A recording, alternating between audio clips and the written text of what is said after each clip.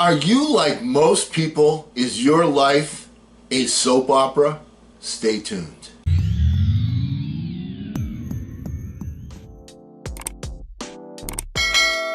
Hello again, everyone. I'm Eli's dad with Project Eli, where we educate, we lead, and we inspire. And I don't know how I got on this particular thought, but I did, and I want to share this with you. When you stop and think about it, when you look at the lives of most people, when you look at people in the 95% crowd, and even the 5% crowd, different soap operas, they live their lives like a soap opera. So I went back, I did a little research, and lo and behold, I don't believe in coincidence.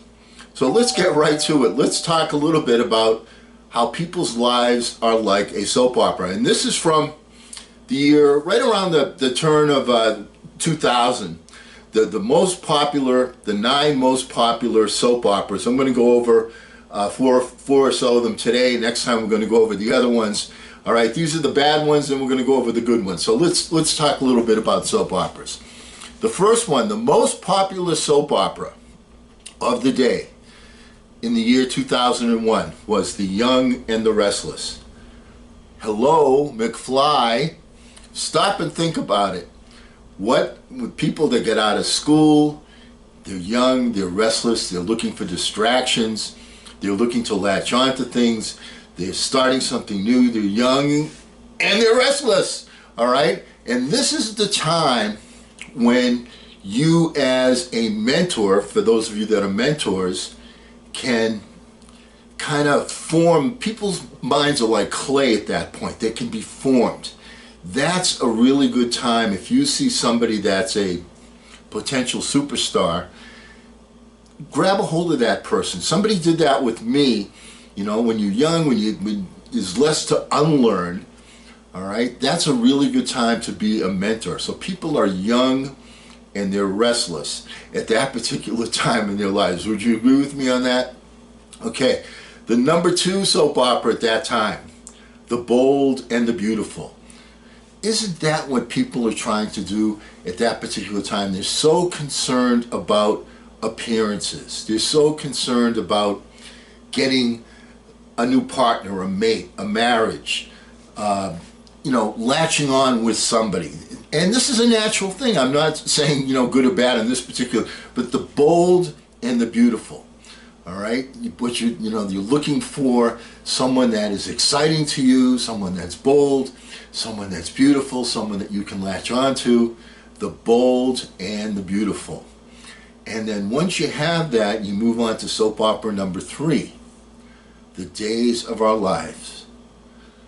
Like the sands through the hourglass, so are the days of our lives.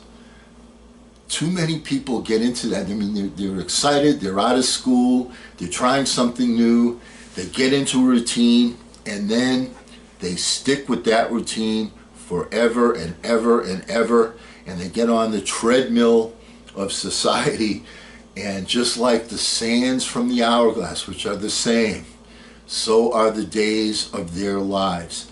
Is that the soap opera that you're playing right now? Just going through the hourglass, and then at the end of the day, you turn it over and you go through the same thing over and over again? Stop and think about it. I mean, these are coincidences here. And then what happens when they get sick is they go to the general hospital. Or when they face their first challenges, they go to the general hospital. Now, this happens to be the one soap opera that I know a little bit from back in the day, because way back when I was just starting out, one of my buddies was the musical director for the Santa Cruz County Fair, and he was watching General Hospital not because he liked it so much, but because it was very popular.